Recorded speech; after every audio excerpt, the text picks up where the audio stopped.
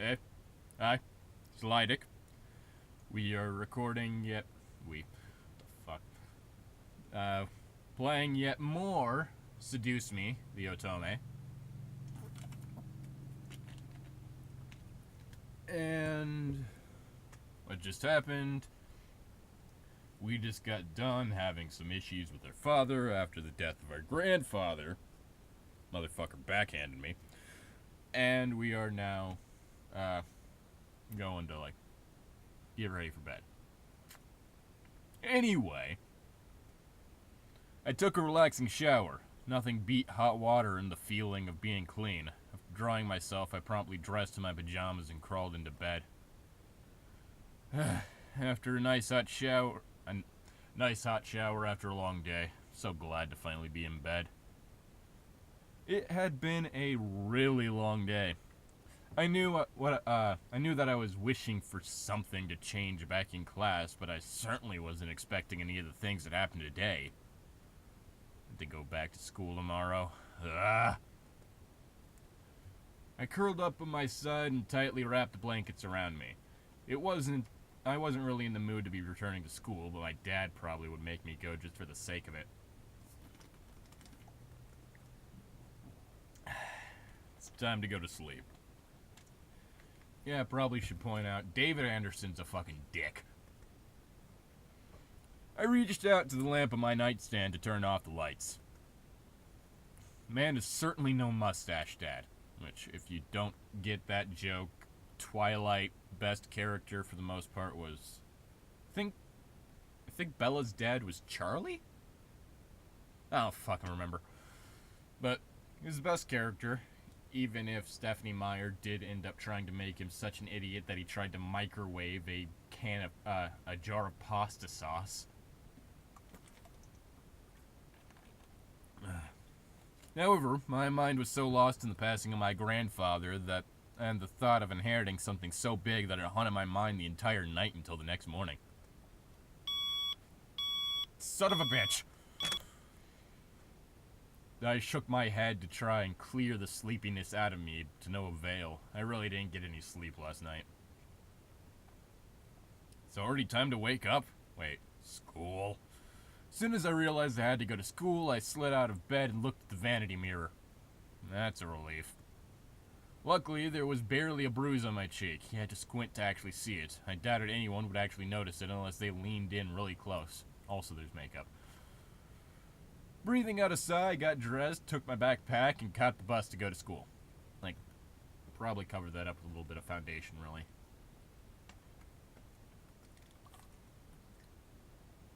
Wasn't even hours before everyone heard of the news. I was approached in school and given condolences for my loss. However, that wasn't what shocked my friends. Wait, so you have the whole Anderson house to yourself? Lucky as hell, man! I mean, could do a roommate thing with my most trusted friends. Quit being so sensitive, Naomi. Quit being so vulgar, Suzu. What's wrong with swearing? Fuck you. God damn it. Okay, my defense, I say fuck you to friends, okay? God damn it. Sorry, but you're really just judging someone on the language they use. It's kind of a dick move, Naomi. Of course you would side with her. Ha! See? At least she knows how to have fun. I know how to have fun. You don't need to be wild to have fun. All she said was hell. Guys, I'm going there after school because my parents want me to get used to living there. Seriously? It hasn't even been a day since you came back to school. Tell me about it. Also, both of you are wearing the same clothes. I get artist and all that, but... do you just have multiple sets, or do you launder them? Jacket I can understand. And, pants. Those things you could probably get away with for wearing an entire week. But, I know, but my parents want me to try living there as soon as possible. Still, that's really fast. Are you going to be okay? Not if my father has anything to do about it. Of course. Even in the comfort of my best friends, life seems to keep testing me. Ow!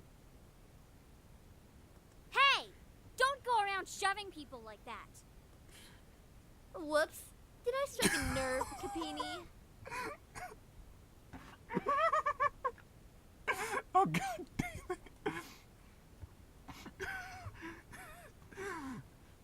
I have questions, mostly about outfit in a school environment. To my knowledge, Western schools tend to be pretty stringent on the whole no naval policy. Also, Suzu Capini.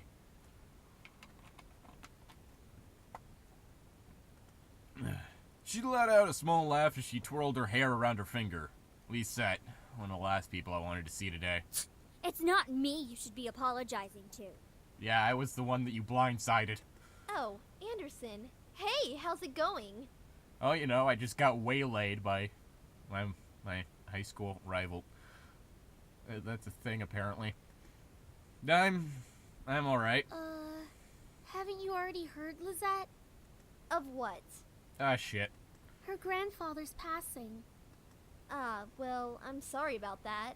I don't really watch a lot of news. Honestly, same. It doesn't really sound like you mean it. That sounded legitimate. I do mean it. Earnestly. Why wouldn't I? Yeah. Typical Capini. Isn't her family involved with the mafia or something? I wouldn't be surprised if she brought out the bat from behind her back right this moment. Suzu, get the bat. I nearly forgotten the crowd that followed Lisette, which was mostly comprised of people that no one wanted to see on a typical school day.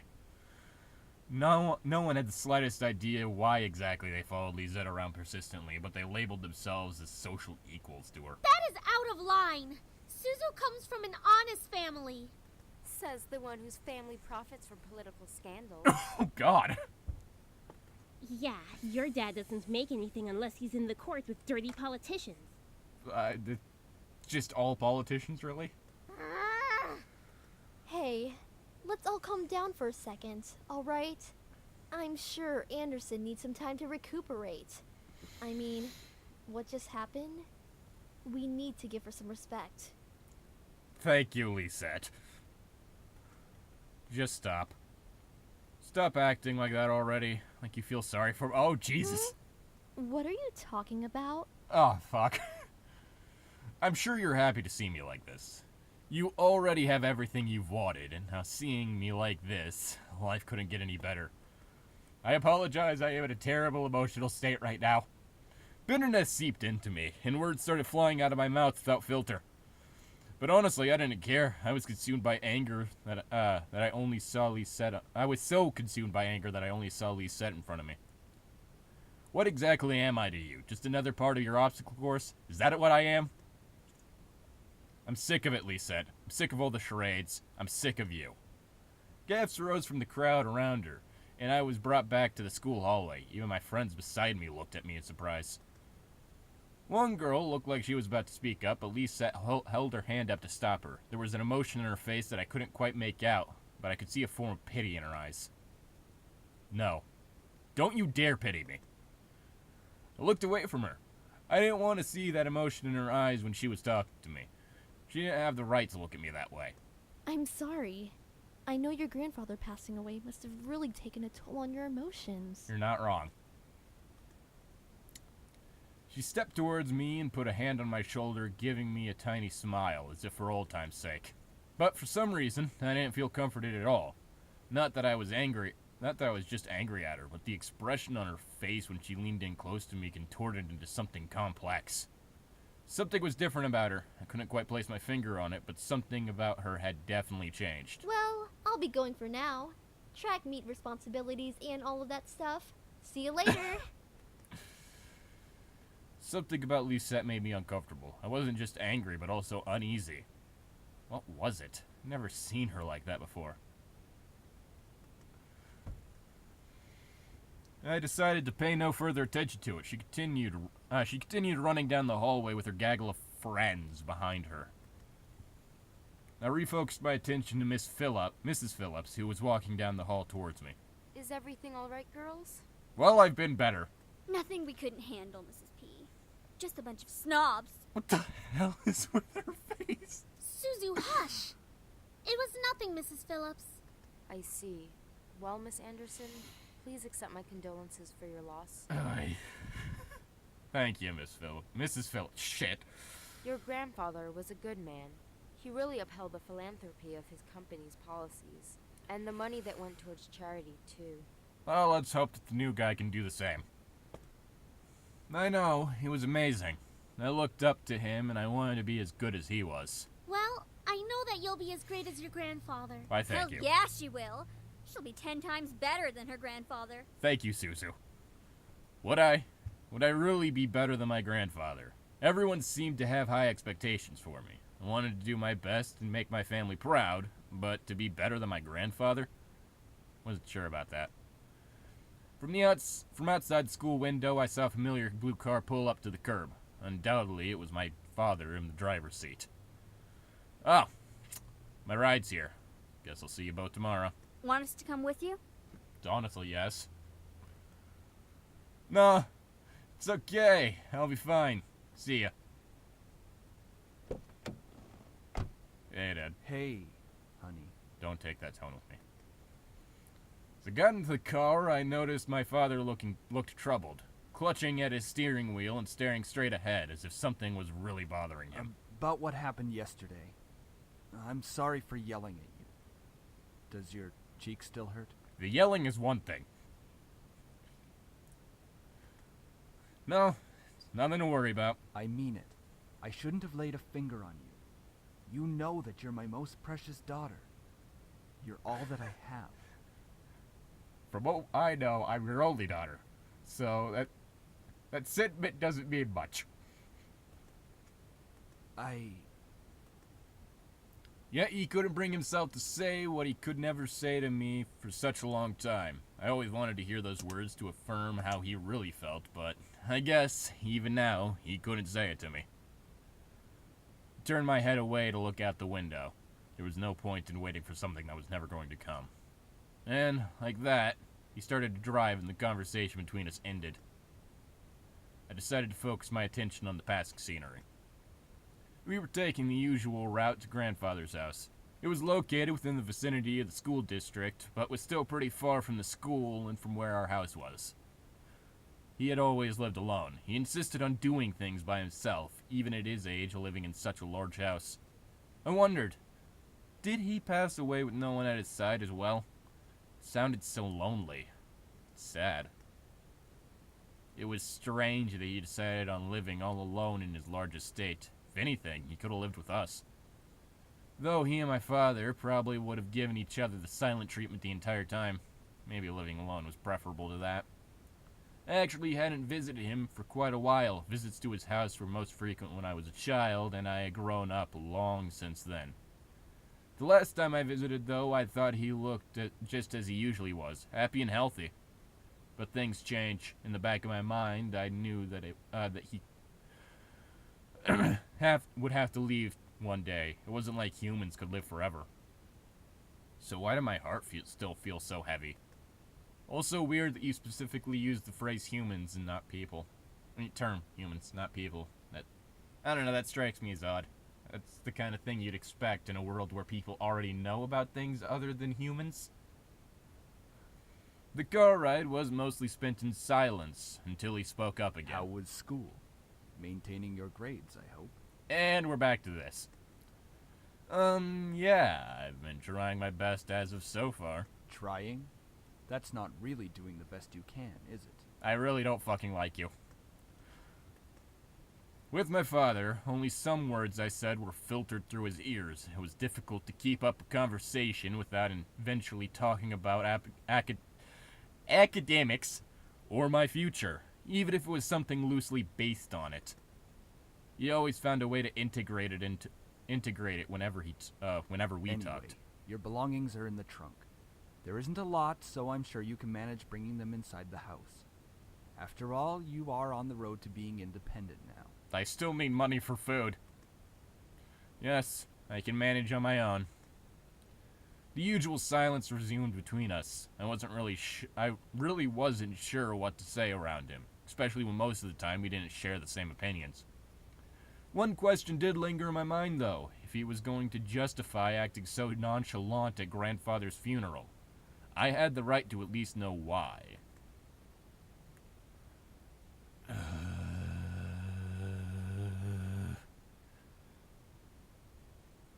God damn it. There's no use talking to him about this. It would be like reopening a wound or reapplying a bruise. I sighed. He gave me a side glance out of curiosity, but didn't pursue it further. Typical. I leaned against the car door and stared out the window. I really couldn't think. What would this place be like? I had been to my grandfather's house before, but it was one thing visiting and another thing actually living there. Whoa, I really wish I could read. Holy shit. How would I manage living on my own without any training to really care for a house? Yeah, it's almost like this was a really short-sighted idea, Dad. I knew that naturally the bills would be paid by my parents, who inherited grandfather's stocks to the corporation, but I had never lived independently before. Thinking about it made me feel like some kind of bird pushed out of the nest. Though I was technically an adult, I felt unprepared and a bit daunted at the prospect of actually moving into a new place. Most people my age would be ecstatic moving out. After all, it would symbolize some kind of change in their lives, like being on a road to independence. This felt nothing like the sort. I really hoped I wouldn't let my parents down. I wouldn't want to let grandfather down. What would he be saying right now? I gazed at the passing clouds in the sky. If you're out there, grandfather, how would you be doing? Would there be anything you'd want to tell me at this moment? Kill your father. No, grandfather. And, of course, no answer. What was I doing? Searching for an answer in the heaven that would or would not exist? I ducked my head to stare at the blur of trees and cars from the car window. Yep. My head was definitely going into the clouds there at that moment. Either way, I found myself being driven off to my new home. The car rolled to a stop, and I drifted out of my thoughts. Here we are. Go on in. Just so great to know that I have emotionally stable relatives. Alright, tell Mom I love her. Alright. Love you, Dad. No, make sure to come by and visit us often. No, I'm gonna miss you lots. Nothing other than a blank stare. I paused a bit before reaching for the car door handle, waiting for any form of goodbye, but he didn't speak again. I sighed and exited the car. Upon hearing my dad pop the trunk, I saw the two large bags I packed last night that were large enough to carry the only things I needed. Took them out, placed one bag on each shoulder, and closed the trunk. Then he drove off, leaving me alone in front of the mansion. I watched the blue car fade into the distance of the road before turning to see my new home. There it is. It's huge. Grandfather gave me this? It's hard to believe. The house was framed by a set of tall gates, and I hesitantly pushed them aside to take in the entire estate.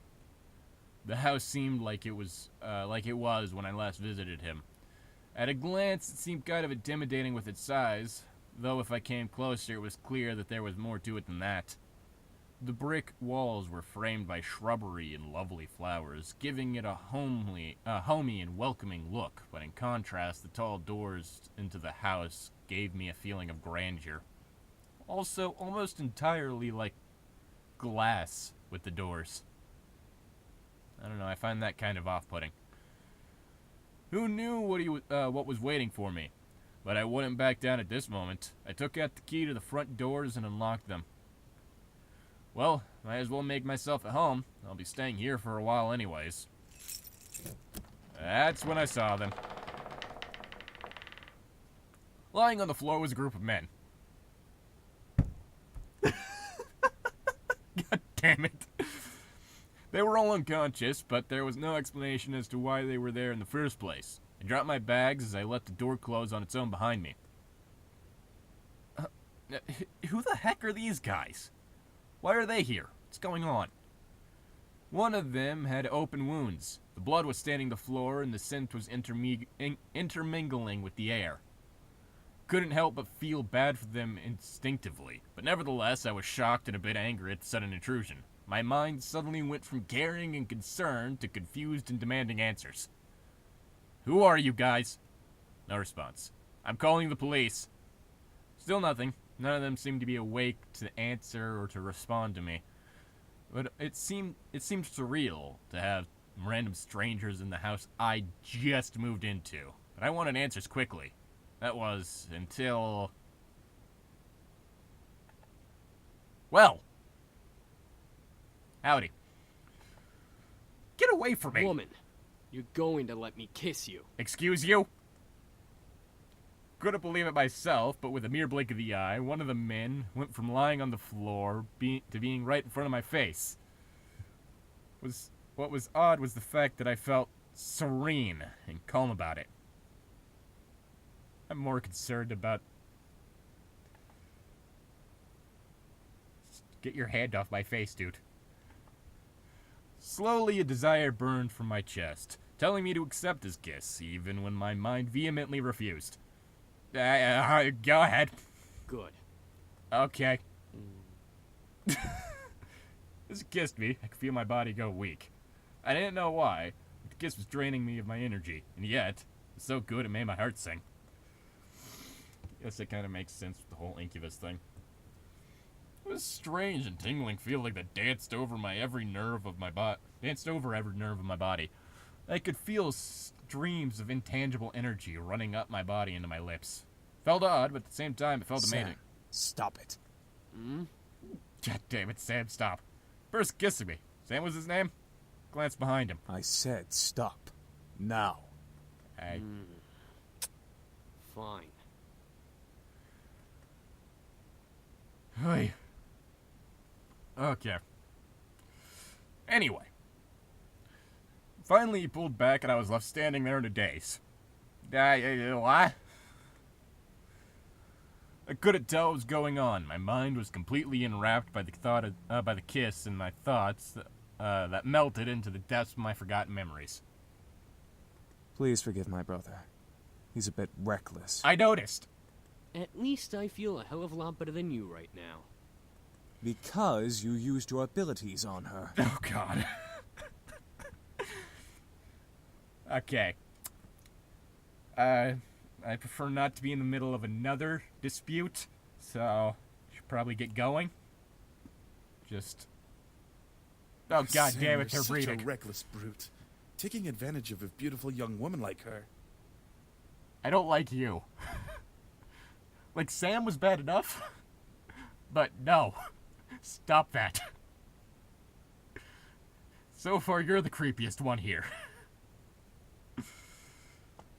Shut that pretty boy mouth of yours before I rip it off your pretty boy face. Why is everyone so angry? Oh, God, there's more. Jeez, you guys. Can we not fight right now? Not all of us are in the best state. I like your hair.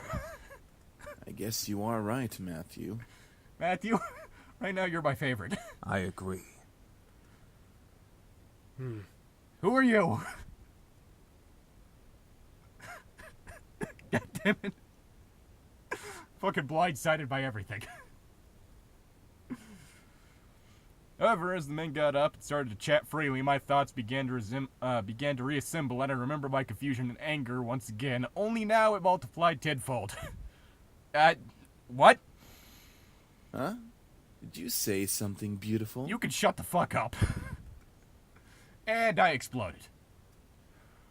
What is going on? Why the hell are you all here in my house? Why are you all wounded? Why did you kiss me? Who are you guys? Couldn't help exploding. But after being taken advantage of and being left in a mush state, my words escaped without filter. I definitely scared the men around me, even the man who kissed me. Should all be terrified. Come from a rich family. I have rich lawyers. Wait a second. The guy who kissed me. Ouch! What's your problem? You earned that one.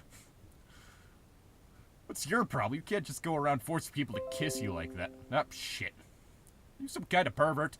Pervert? It was only a kiss. Excuse you. There we go. It meant nothing to you, but it means a lot to me. What? Was it your first kiss? Yes. Anyway, as that notification hinted, I should probably wrap this one up now so I clear up storage space. If you enjoyed this, like, comment, subscribe, all that bullshit, and I'll see you next time. Bye.